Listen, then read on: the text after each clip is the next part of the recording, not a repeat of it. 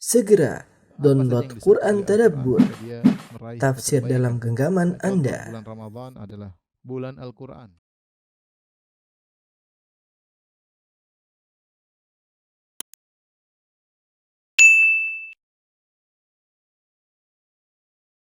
Alhamdulillahi ala ihsani wa syukru lahu ala taufiqihi wa amtinani wa asyhadu an la ilaha illallah wahdahu la syarika lahu ta'ziman li sya'ni wa asyhadu anna Muhammadan abduhu wa rasuluhu da'ila ridwani. Allahumma salli alaihi wa ala alihi wa ashabihi wa ikhwani. Ikhwan dan akhwat, hadirin hadirat, bapak-bapak yang dirahmati oleh Allah Subhanahu wa taala, ibu-ibu yang dimuliakan oleh Allah Subhanahu wa taala. Alhamdulillah, puji dan syukur kita panjatkan kepada Allah yang masih memberikan kita kekuatan sehingga bisa sholat berjamaah pada hari ini, sholat maghrib. Semoga sholat kita diterima oleh Allah Subhanahu wa taala. Salawat dan salam tercurahkan selalu kepada junjungan kita Nabi Muhammad sallallahu alaihi wasallam dan juga kepada keluarganya serta seluruh sahabat beliau tanpa terkecuali. Sebagaimana kita ketahui bahwasanya umat ini menjadi umat yang terbaik di antaranya karena beramar ma'ruf dan bernahi mungkar, itu berdakwah di jalan Allah Subhanahu wa taala. Allah berfirman, "Kuntum khaira ummatin ukhrijat lin-nas ta'muruna bil ma'rufi wa tanhauna 'anil munkari wa tu'minuna billah." Kata Allah Subhanahu wa taala, kalian adalah umat yang terbaik yang dikeluarkan bagi manusia, ya. Apa khairiyah, keterbaikan yang dimiliki oleh umat di antaranya kata Allah Subhanahu wa taala, ta'muruna bil ma'ruf wa tanhauna 'anil munkar. Kalian beramar ma'ruf dan bernahi munkar, itu berdakwah. Wa tu'minuna billah, dan kalian beriman kepada Allah Subhanahu wa taala. Bahkan sebagian ulama mengatakan didahulukan amar ma'ruf nahi munkar daripada iman, karena kalau iman terkait dengan pribadi, adapun amar ma'ruf nahi munkar berkaitan pribadi dan juga untuk masyarakat secara umum. Dengan tegaknya umat ini di atas dakwah, maka terbebaskan dari laknat Allah Subhanahu wa taala, sebagaimana Bani Israel dilaknat karena mereka tidak beramar ma'ruf nahi munkar. Lu'inal ladzina kafaru min bani Israil ala lisani Dawud wa Isa bani Maryam dzalika bima asaw wa kanu ya'tadun kanu la yatanahawna 'an munkarin fa'aluh. Telah dilaknat Bani Israel melalui lisan Nabi Daud dan Nabi Isa akibat maksiat yang mereka lakukan dan pelanggaran yang mereka lakukan. Kanu la yatanahawna 'an munkarin fa'aluh. Mereka tidak bernahi mungkar atas kemungkaran yang dilakukan oleh sebagian mereka. Mereka membiarkan. Dan dengan beramar ma'ruf nahi mungkar, dengan berdakwah, maka suatu negeri tidak akan dihancurkan oleh Allah Subhanahu wa taala. Wa ma kana rabbuka liyuhlikal qura wa ahluha muslihun. Dan Rabbmu tidak akan menghancurkan sebuah negeri sementara penduduknya ada yang melakukan perbaikan, yaitu berdakwah di jalan Allah Subhanahu wa taala. Sungguhnya pengikut sejati Nabi Muhammad sallallahu alaihi wasallam adalah orang-orang yang berdakwah di jalan Allah Subhanahu wa taala. Sebagaimana firman Allah Subhanahu wa taala, "Qul hadhihi sabili ad'u ila Allah ala basiratin ana wa man ittaba'ani wa subhanallah wa ma ana minal musyrikin." Katakanlah wahai Muhammad, hadhihi sabili, ini adalah jalanku, ad'u ila Allah, aku menyeru kepada Allah, itu menyeru kepada tauhid sebagaimana tafsir At-Tabari. Ad'u ila Allah ay ad'u ila tauhid, aku menyeru kepada tauhid. Ala basiratin, di atas ilmu. Ana wa man ittaba'ani, aku dan orang-orang mengikutiku. Artinya orang-orang yang benar-benar mengikutiku juga menyuruh kepada tauhid, menyuruh kepada Allah Subhanahu wa taala. Makanya saya katakan tadi, pengikut Nabi yang sesungguhnya adalah orang-orang yang berdakwah di jalan Allah Subhanahu wa taala. Karenanya setiap kita berusaha untuk masuk dalam rel dakwah. Karena itu adalah rel kemuliaan. Gerbong dakwah adalah gerbong kemuliaan. Apakah sebagai pembicara, sebagai ustadz, ataukah sebagai panitia, ataukah sebagai penyebar pamflet, ataukah sebagai donatur, atau apa saja, yang penting berkecimpung dalam dakwah. Tentunya tidak semua jadi pembicara, ya. Tetapi kita berusaha masuk dalam rel dakwah. Ya. Sebagai apapun kita punya sumbangsi dalam dakwah. Masalah pahala serahkan kepada Allah Subhanahu wa taala. Belum tentu pembicara lebih banyak pahalanya daripada panitia, belum tentu. Apalagi panitia belum tentu daripada pembicara. Bisa jadi orang yang ngatur-ngatur motor, yang ngatur-ngatur mobil, parkiran, bisa jadi pahalanya, dia ikhlas. Pembicara belum tentu ikhlas. Justru pembicara lebih mudah terjerumus dalam riya karena di hadapan banyak orang. Tapi maksud saya, kalau kita tidak mau masuk dalam rel dakwah, maka Allah akan siapkan orang-orang lain yang akan masuk dalam rel tersebut. Maka kita bersyukur kepada Allah Subhanahu wa taala kalau kita masuk dalam rel dakwah. Jadi setiap orang berusaha untuk berdakwah di rumahnya sesuai dengan kapasitas ilmu yang dia dapatkan. Ballighu anni walau ayah.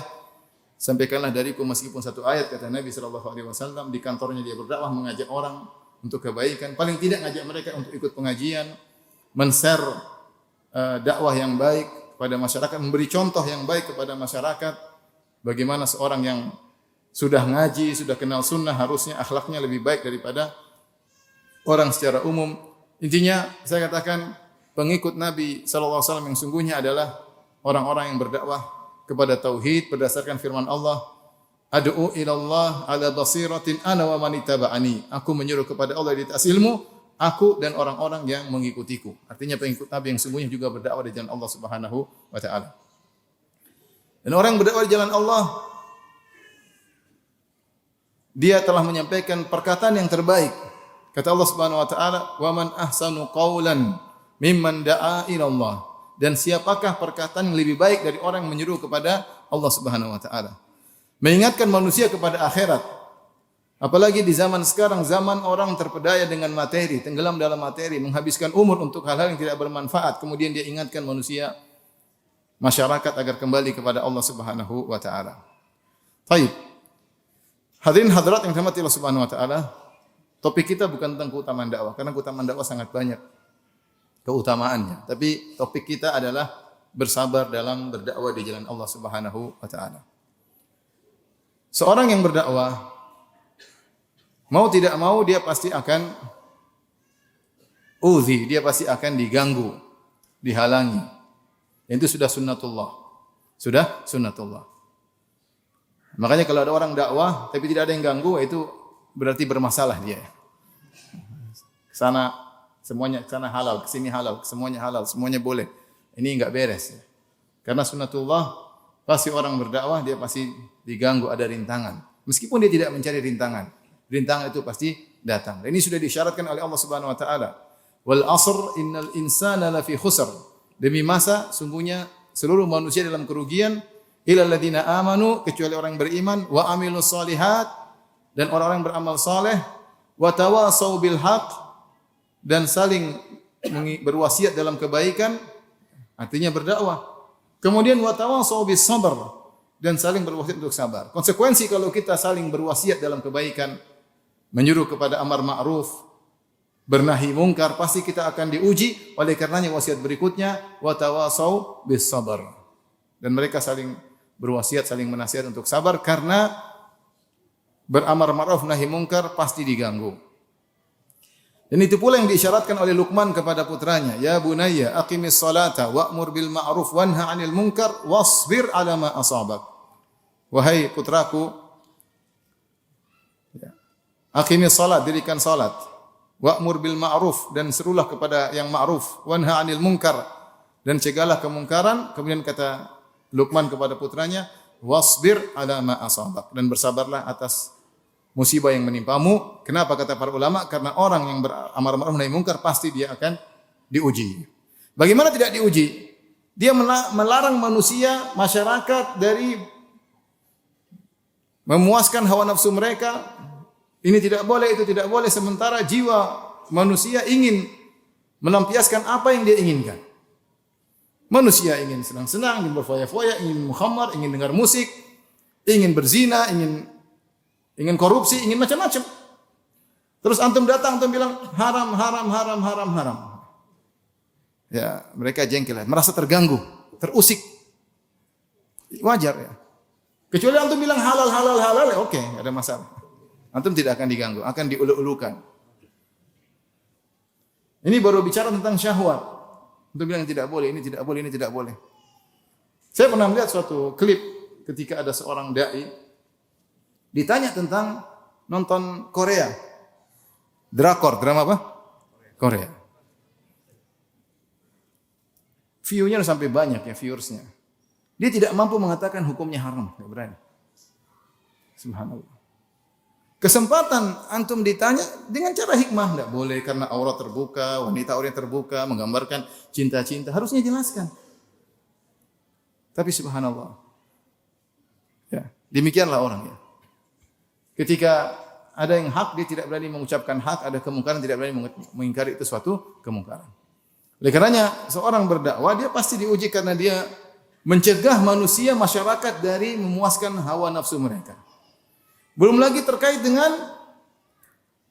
adat istiadat yang biasa mereka lakukan yang bertentangan dengan syariat. Ini lebih berat lagi. Makanya Ibnu Qayyim rahimahullah taala menyebutkan sebab utama terhalang hidayah adalah berpegang teguh kepada tradisi nenek moyang. Seakan-akan nenek moyang Alkitab wa Sunnah. Seakan nenek moyang kita turun dari langit membawa Al-Quran dan Sunnah. Ini sebab utama terhindarkan seorang terhalang dari hidayah. Oleh karenanya umat-umat terdahulu mereka tidak mengikuti para rasul. Kenapa? Karena berpegang teguh dengan tradisi. Inna wajadna aba'ana ala ummah wa inna ala atharihim muqtadun. Kami mendapati nenek moyang kami sudah begini, kami tinggal mengikuti nenek moyang kami. Seakan-akan nenek moyang harga mati. Seakan-akan tradisi harga mati. Ini sangat berat, lebih berat. Ya. Nabi SAW ketika diutus ke negeri Jaziratul Arab, Nabi SAW mendapati banyak tradisi. Tradisi-tradisi yang baik Rasulullah SAW pertahankan. Bahkan Rasulullah SAW mengatakan, innama bu'istu liutammima makarimal akhlak. Sungguhnya aku ini diutus untuk menyempurnakan akhlak mulia. Kenapa? Karena akhlak mulia sudah ada pada orang-orang Arab. Cuma disempurnakan lagi oleh Nabi. Artinya tradisi akhlak mereka ada yang bagus seperti keberanian, seperti karam, mulia memuliakan tamu, seperti setia kawan. Di antara asar yang menakjubkan tentang setia kawan orang-orang Arab jahiliyah dahulu tentang kisah Abul Bakhtari. Abul Bakhtari ini seorang musyrik yang membela Nabi SAW. Dia punya jasa, ya, ketika untuk membatalkan pemboikotan kaum Quraisy terhadap Bani Hashim selama 3 tahun. Yang pemboikotan tersebut menjadikan Bani Hashim, di antaranya Nabi SAW, kelaparan, para sahabat banyak kelaparan, banyak anak-anak yang meninggal. Kemudian dia bekerja sama dengan 5 orang musyrik lainnya untuk membatalkan pemboikotan tersebut. Dia punya jasa. Ketika Nabi masih di Mekah tentunya. Ketika Nabi SAW sampai di Madinah, terjadilah perang Badar pada tahun 2 Hijriah. Dalam perang Badar tersebut Rasulullah SAW ingatkan kepada para sahabat, kalau kalian ketemu Abul Bakhtari dan dia musyrik, jangan bunuh dia. Karena jasanya. Rasulullah SAW ingat jasa. Rasulullah SAW mengatakan, jangan bunuh dia. Sungguhnya dia begini. Terjadilah peperangan, akhirnya para sahabat mendapati Abul Bakhtari. Kemudian para sahabat dan dia bersama dengan temannya musyrik yang lain, 2 orang sama-sama musyrik. Maka para sahabat berkata, kami dilarang untuk membunuhmu, wahai Abul Bakhtari. Kata Abul Bakhtari, terus teman saya bagaimana? Temanmu tidak, kami harus bunuh. Kata dia, tidak. Kami selamat berdua atau kami mati berdua. Setia kawan atau tidak? Setia kawan. Meskipun konyol, tapi setia kawan. Maksud saya orang-orang Arab dulu memiliki tradisi yang baik. Setia kawan, keberanian, ya. Kemudian cemburu kepada istri-istri mereka. Kemudian diantaranya memuliakan tamu. Banyak akhlak mereka yang baik. Dan Nabi mengakui akhlak tersebut, bahkan menyempurnakan. Kata Nabi SAW, innama bu'istu liutammima makarimal akhlak. Aku diutus untuk menyempurnakan akhlak yang mulia. Tetapi tradisi-tradisi yang tidak benar, Rasulullah SAW tegur, tidak boleh. Tidak boleh begini, tidak boleh begini, tidak boleh syirik, tidak boleh berpegang teguh dengan tradisi nenek moyang, tidak boleh bersumpah dengan nama selain Allah, tidak boleh menyembah berhala, tidak boleh jimat-jimat, Rasulullah SAW larang. Kebiasaan tradisi ya, percaya kepada dukun, Rasulullah SAW larang. Itu semua tradisi jahiliyah, percaya jimat, percaya dukun, melakukan sihir, ya. Dan banyak hal. Menyembelih kepada selain Allah, Rasulullah SAW larang seluruhnya. Jadi tradisi yang baik Rasulullah SAW pertahankan, bahkan Rasulullah SAW kembangkan.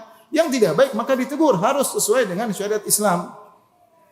Nah, ketika kita berdakwah, tentunya tradisi yang baik kita pertahankan. Tapi yang tidak baik kita timbang dengan Al-Quran dan Sunnah. Itulah fungsi Al-Quran dan Sunnah. Bukan sebaliknya Al-Quran dan Sunnah ditimbang dengan tradisi. Ditimbang dengan tradisi nenek moyang. Baik, nenek moyangmu maksum, terjaga dari kesalahan, tidak pernah salah? Tentu tidak. Nenek moyang kita tidak ada yang maksum. Nenek moyang kita juga melakukan ada yang baik, ada salahnya. Ya atau tidak? Dan kita nanti akan jadi nenek moyang, ya tidak? Kalau punya turunan kita jadi nenek moyang di kemudian hari 1000 tahun lagi kalau masih ada kehidupan kita jadi nenek moyang. Tentunya kita sadar bahwasanya kita tempatnya salah dan benar. Oleh karenanya tradisi harus ditimbang dengan Al-Quran dan Sunnah. Dan ini banyak perkara menjadikan dakwah menjadi sulit ketika banyak masyarakat berpegang dengan tradisi. Dan ini benar, ikhwan. Ya. Ada perkara-perkara yang dipertahankan oleh masyarakat.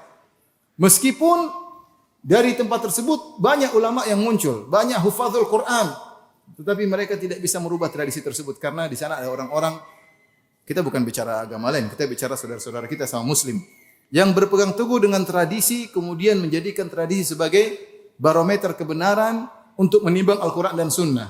Kemudian mereka berloyal dan bermusuhan di atas tradisi tersebut. Ini perkara yang menyedihkan, tapi itulah kenyataan maksud saya. Hal-hal yang menjadikan kita perlu bersabar dalam berdakwah karena orang yang berdakwah pasti akan diuji, pasti. Ya, pasti. Kecuali tadi antum ingin mencari pujian masyarakat ya ke sana boleh, ke sini boleh. Ada kemungkaran antum tidak tegur, ada kesyirikan antum diam-diam saja, ya. Biar aman. Aman dan tentram.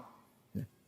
Tapi tanggung jawab di hadapan Allah, antum akan ditanya oleh Allah pada hari kiamat kelak. Apalagi antum adalah seorang dai. Baik, ikhwan dan akhwat yang dirahmati Allah Subhanahu wa taala.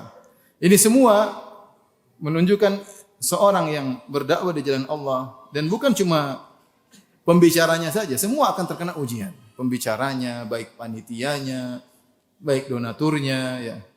Kalau sudah hati masuk dalam rel dakwah, maka pasti diuji, diuji. Dan antum-antum ini juga yang hadir depan saya ini, mau tidak mau antum ini tampangnya banyak tampang-tampang ustadz ya. Lebih ustadz daripada tampang saya. Jadi masyarakat lihat antum dengan pandangan spesial. Jenggotnya lebih panjang, celananya lebih cingkrang, ya sudah terus. Ya sudah, ya berarti masyarakat akan memandang antum dengan pandangan yang lebih khusus. Maka antum harus tunjukkan bahwasanya orang di atas sunnah adalah orang yang berakhlak mulia. Apa kata Syekhul Islam Ibn Taimiyah rahimahullah ta'ala dalam Minhajus Sunnah Nabawiyah? Ahlus sunnah a'lamun nasi bil haq wa arhamuhum bil khalq. Ahlus sunnah wal jamaah adalah kelompok yang paling tahu tentang kebenaran dan yang paling kasih sayang terhadap masyarakat. Maka antum harus benar-benar sabar berhadapan dengan saudara-saudara kita yang mungkin tidak sesuai dengan kita atau menuduh dengan tuduhan yang tidak atau melakukan sebagian pengrusakan, hujatan, penghinaan, sabar ya. Sabar ya. Kalau antum tidak bisa bersabar, tidak usah masuk dalam rel dakwah. Mending keluar. Yang masuk dalam rel dakwah harus bersabar. Kalau enggak bersabar enggak bisa. Oleh karenanya Allah Subhanahu wa taala menyebutkan kisah-kisah dalam Al-Qur'an, isinya disuruh bersabar dalam dakwah. Di antaranya misalnya kisah Nabi Nuh alaihissalam. Allah sebutkan dalam surat Al-Ankabut, kata Allah Subhanahu wa taala, Alif Lam Mim ahasiban nasu ayyutraku ayyaqulu amanna wa hum la yuftanun. Wa laqad fatanna alladhina min qablihim fala ya'lamanna Allahu alladhina sadaqu wa la ya'lamanna al-kadzibin. Kata Allah Subhanahu wa taala, Alif Lam Mim, apakah manusia dibiarkan mengucapkan kami telah beriman lantas mereka tidak diuji? Sungguh kami telah menguji orang-orang sebelum mereka agar Allah benar-benar tahu mana yang imannya benar, mana yang imannya dusta. Sehingga kemudian Allah sebutkan ujian-ujian sampai Allah menyebutkan tentang kisah Nabi Nuh. Laqad arsalna Nuhan ila qaumihi falabitha fihim alf sanatin illa 50 aman fa akhadhahum at-tufan wa hum zalimun. Kata Allah, setelah itu Allah sebutkan contoh contoh kesabaran luar biasa yang Allah uji imannya adalah Nabi Nuh alaihissalam. Sungguh kami telah mengutus Nuh kepada kaumnya dan dia berdakwah kepada kaumnya 950 tahun. Berapa? 950 tahun. Sampai Allah abadikan satu surat namanya surat Nuh. Surat Nuh. Sebenarnya mengatakan ini surat di mana Nabi Nuh curhat kepada Allah. Setelah 950 tahun dia berdakwah. Dan Allah sudah kabarkan bahwasanya lan yu'mina min qaumika illa man qad aman. Wahai Nuh, tidak mungkin lagi ada yang beriman. Sudah, selesai. Selesai. Sudah 950 tahun engkau berdakwah. Maka Nabi Nuh cerita tentang dakwahnya. Rabbi inni da'autu qaumi laila wa nahara. Ya Rabbku, aku dakwahi kaumku siang dan malam. Bukan ba'da maghrib saja ya. Siang dan malam. Berapa tahun? 950 tahun. Falam yazidhum du'ai illa firara. Tidaklah aku berdakwah kecuali mereka semakin kabur. Ini Nuh, nabi, bukan ustaz, apa? Nabi. Falam yazidhum du'ai illa firara. Semakin aku berdakwah mereka semakin kabur. Wa inni kullama da'awtuhum litaghfira lahum. Perhatikan Nuh bagaimana dia tulus. Setiap aku dakwahi mereka agar engkau ampuni mereka. Tidak ada niat lain bukan karena dendam, tidak ada. Litaghfira lahum, agar engkau ampuni mereka, sayang. Makanya Nabi Nuh, ya qaumi, kata Nabi Nuh, wahai kaumku, wahai kaumku, wahai kaumku, wahai saudaraku, wahai saudaraku. Dia berdakwah dengan tulus. Niatnya agar kaumnya diampuni. Wa inni kullama da'awtuhum litaghfira lahum, setiap aku dakwahi mereka agar engkau ampuni mereka ya Rabb, ja'alu asabi'ahum fi adhanihim, maka mereka masukkan jari mereka di telinga mereka. Allah tidak mengatakan ja'alu ya usbu'aihim, tapi Allah mengatakan asabi'ahum, mereka masukkan jari-jari mereka di telinga, seakan-akan begini. Padahal satu sudah cukup kan? Tapi Allah ingin menunjukkan bahwasanya mereka benar-benar menutup apa? Telinga mereka. Wastaghshaw thiyabahum, kemudian mereka ambil baju mereka tutup wajah mereka, tidak mau lihat Nabi Nuh. Artinya Nabi Nuh kalau mau dakwah, Nuh mau dakwah sebentar. Tafadhal. Itu sangat menjengkelkan, tahu enggak? Sangat menjengkelkan. Saya aja kalau lagi ceramah ada yang main HP saya jengkel. Cuma saya sabar. Ini apalagi antum ada teman dulu kita dakwah, saya sudah diingatkan, saya pernah dakwah satu tempat. Teman bilang, "Ustaz, nanti kalau antum dakwah situ, ada salah satu seorang orangnya cuek bebek, nanti antum lagi dakwah dia tidur depan antum. Kemudian tidur gini. Kemudian Ustaz, dia potong pertanyaan antum, ceramah antum dipotong tengah jalan. Masa ada begitu? Ada Ustaz, ya benar. Begitu saya dakwah benar orang itu. Terus satu yang lain semua duduk serius, dia duduk depan. Tidur-tiduran. Kita lagi ngomong, "Ayo Ustaz." Tapi dia serius dengerin. Nanti di tengah jalan kita ngomong dia subhanallah. Tapi lama-lama subhanallah dia kenal sunnah.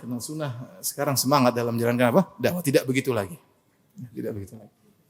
Antum ada enggak kayak gitu? Anak suruh keluar. Cari tempat tidur yang bagus ya. Baik. Jadi lihat Nabi Nuh alaihissalam berdakwah 950 tahun bukan sebentar. Dengan mat'u yang seperti itu. Dan lihat ujian apa? Ujian lebih parah lagi. Istrinya kafir. Anaknya kafir. Berat.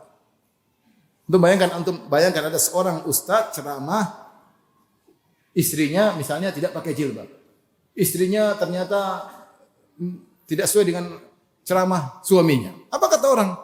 Ustaz bentar ngomong, istrinya enggak bisa didakwahi. Ya enggak? Nuh seperti itu alaihissalam. Dia mendakwahi kaumnya, istrinya sendiri tidak beriman. Dia dakwahi kaumnya, anaknya sendiri tidak beriman. Itu ujian berat. Intinya itu contoh 950 tahun Nuh alaihissalam berdakwah. Dan demikian Allah sebutkan banyak kisah-kisah Nabi Muhammad SAW, kisah Nabi Hud alaihissalam. Ya. Kata kaum Nabi Hud, "Ya Hudu ma ji'tana bi bayyinatin wa ma nahnu bitariki alihatina an qaulik wa ma nahnu laka bimu'minin." Pernyataan kaum Nabi Hud, "Wahai Hud, kau tidak datangkan bukti bahwasanya kau seorang nabi, utusan Tuhan. Wa ma nahnu bitariki alihatina an qaulik, dan kami tidak bakalan meninggalkan sembahan-sembahan kami karena dakwahmu, enggak bakalan.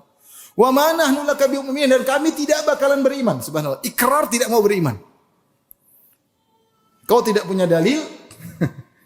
Terus yang kedua, kami tidak bakalan meninggalkan peribadatan kepada sembahan-sembahan kami hanya karena celotehanmu, ceramahanmu. Dan kami tidak bakalan beriman kepada engkau, wahai Nuh. Wahai Hud.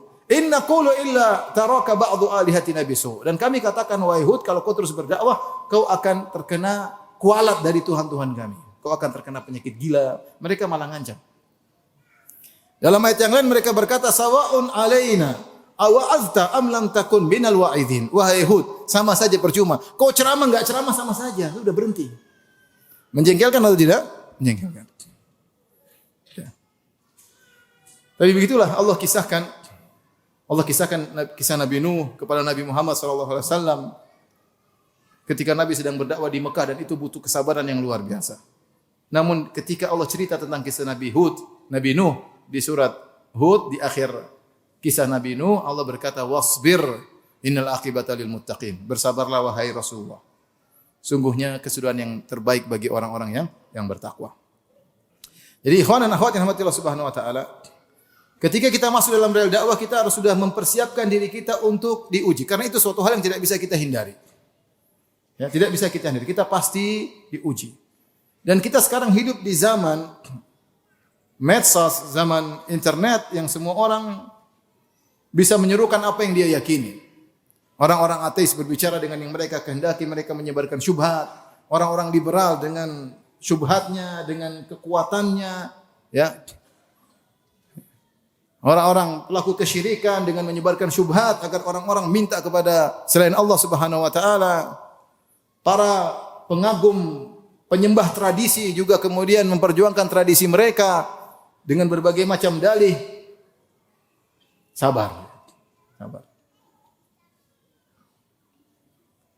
Dan mereka juga bersabar dalam menyerukan itu semua. Bukan cuma antum saja bersabar, mereka juga bersabar. Allah sebutkan dahulu ahlul jahiliyah, orang musyrikin, mereka bersabar dalam dakwah mereka. Seperti Allah berfirman, "Wantalaqal mala'u minhum animshu wasbiru ala alihatikum." Maka bergeraklah pembesar-pembesar mereka, kaum musyrikin, dan mereka berkata, "Animshu wasbiru," berjalanlah dan bersabarlah dalam menyembah Tuhan-Tuhan kalian. Bersabarlah. Jadi mereka saling berwasiat untuk apa? Bersabar dalam menyembah berhala. Allah cerita tentang kaum Nabi Nuh, kata Allah, wa qalu la tadharunna alihatakum wa la tadharunna waddan wa la suwa'an wa la yaghutha wa ya'uqa wa nasra. Maka mereka berkata, sekali-sekali jangan tinggalkan Tuhan-Tuhan kalian. Jangan tinggalkan penyembahan terhadap patung-patung orang saleh. Jangan tinggalkan penyembahan terhadap Wat, Suwa, Yaguth, Ya'uq, Nasr. Ini semua orang soleh, terus ibadah mereka, bersabarlah. Orang musyrikin Arab dahulu bersabar untuk melawan Nabi Muhammad SAW. Mereka berkata, In kada la yudhilluna an alihatina laula an sabarna alaiha. Hampir-hampir Muhammad itu menyesatkan kita kalau bukan kita bersabar, karena kesabaran kita terhadap Tuhan-Tuhan kita, tentu kita sudah disesatkan oleh Muhammad. Jadi mereka bersabar. Mereka juga berinfak. Innal ladzina kafaru yunfiquna amwalahum liyasuddu an sabilillah. Sungguhnya orang-orang kafir mereka menginfakkan harta mereka untuk menghalangi manusia dari jalan Allah Subhanahu wa taala. Fasayunfiqunaha. Mereka terus berinfak. Tsumma takuna 'alaihim hasrah. Kemudian infak tersebut akan menjadi penyesalan bagi mereka. Tsumma yughlabun. Kemudian mereka akan dikalahkan. Walladzina kafaru ila jahannama yuhsyarun. Orang-orang kafir akan dikumpulkan ke neraka Jahannam. Saya selalu ingat kisah seorang syekh, dia bercerita, saya berdakwah di Afrika. Di Afrika kemudian saya berjalan berhari-hari melewati hutan belantara. Saya merasa saya sudah berkorban luar biasa di jalan Allah Subhanahu wa taala. Setelah berhari saya sampai di tengah hutan, ternyata sudah ada misionaris wanita cantik sudah berdakwah di situ. Menyuruh orang kepada kesyirikan. Ya. Jadi bukan cuma kita saja yang berkorban, mereka juga berkorban. Bukan cuma kita yang berjuang, mereka semuanya. Ahlu syirik, ahlul batil, mereka juga berusaha. Makanya Allah Subhanahu wa taala berfirman, "Ya ayyuhalladzina amanu sabiru wasabiru." Wahai orang beriman, bersabarlah wasabiru. Sabiru maksudnya sebagian ahli tafsir mengatakan yaitu jangan kalah sabar dengan ahlul batil. Jangan kalah sabar. Kalau mereka bersabar, sabarmu harus lebih tinggi. Ya. Jadi ini ikhwan dan akhwat yang rahmati Allah Subhanahu wa taala, pada kesempatan ini sama-sama untuk saling berwasiat, wa tawasau bis sabar, untuk bersabar. Di antara kesabaran harus saling kita mengingat adalah kesabaran dalam berdakwah. Sungguhnya saudara-saudara kita banyak yang tidak mengerti tentang dakwah sunnah. Mereka tidak ngerti. Terlalu banyak syubhat yang disebarkan. Terlalu banyak tuduhan-tuduhan yang tidak benar yang dituduhkan kepada kita. Tapi kita harus bersabar. Alhamdulillah, ya. Apapun yang terjadi, dakwah kita masih berkembang, alhamdulillah. Ya, betapa banyak orang-orang yang akhirnya mengenal sunnah. Kita mendapatkan kebahagiaan dengan mengenal sunnah. Ya. Maka tularkan kebahagiaan itu kepada saudara-saudara kita. Saya bayangkan saya dulu seperti apa ya. Tidak mengenal sunnah, kemudian kerjanya musik-musikan, kemudian macam-macam begitu. Saya pikir itu kebahagiaan, ternyata bukan. Kebahagiaan itu adalah dengan mengenal apa? Dengan mengenal sunnah. Kebahagiaan dengan tidak mendengar musik itulah apa? Kebahagiaan. Ya. Ya. Apalagi kemudian Allah anugerahkan kita bisa pergi ke Madinah, kemudian hidup di suasana tidak ada maksiat, itu kebahagiaan. Ya. Itu kebahagiaan. Sementara saudara-saudara kita mereka tidak tahu akan nikmat mengenal akidah yang benar, nikmat mengenal sunnah. Oleh karenanya, sekali lagi, ya, kalau ada teman-teman kita yang kemudian agak emosional, suruh sabar ya. Ya, sabar. Jangan kita tidak sabar. Kalau Anda tidak sabar, tidak usah masuk dalam rel dakwah. Karena kalau tidak sabar akhirnya ya, mudarat yang akan timbul, akan muncul kemungkaran yang lebih besar. Maka kita bersabar dan terus berdakwah. Alhamdulillah, dakwah terus berkembang. Ya, dan di mana-mana kita melihat orang-orang banyak di atas sunnah. Kalau kita kembali misalnya 20 tahun yang lalu, ya akhi subhanallah, saya lihat orang bercadar cuma 1-2 orang aja atau 1-2 ekor aja. Enggak ada orang. Saya masih ingat ketika saya di UGM. Kemudian saya masuk di UGM. Itu ada bayar registrasi. Semua orang, tidak ada yang cingkrangan kecuali saya. Para mahasiswa yang daftar, mahasiswa baru. Kemudian banyak orang tidak pakai apa? Jilbab. Saya lagi ngantri registrasi, tahu-tahu di belakang saya ada akhwat bercadar ngantri di belakang saya, Masya Allah. Hatiku berdebar. Lihat kanan kiri gak ada, balik lagi, ada akhwat bercadar di belakang. Tapi sampai sekarang saya tidak tahu siapa namanya. Maksud saya, Masya Allah, jarang. Sekarang alhamdulillah kemana-mana, alhamdulillah ya.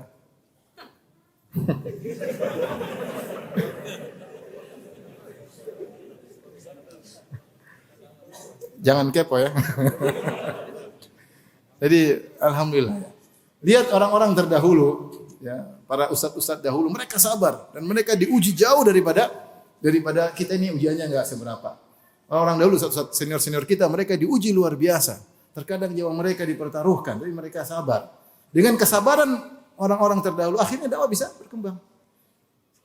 Padahal kita apa yang kita serukan? Kita serukan masyarakat untuk sabar. Kita serukan masyarakat jangan menumpahkan darah.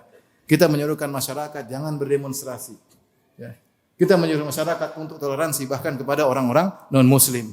Kita melarang masyarakat untuk membakar-bakar tempat ibadah orang lain.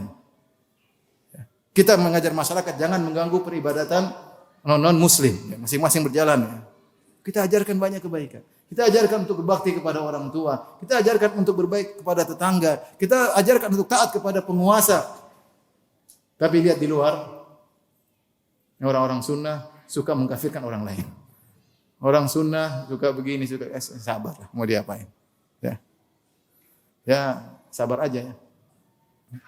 Jadi itu saja materi kita yang disampaikan pada kesempatan kali ini. Kurang saya mohon maaf, wabillahi taufiq wal hidayah. Assalamualaikum warahmatullahi wabarakatuh.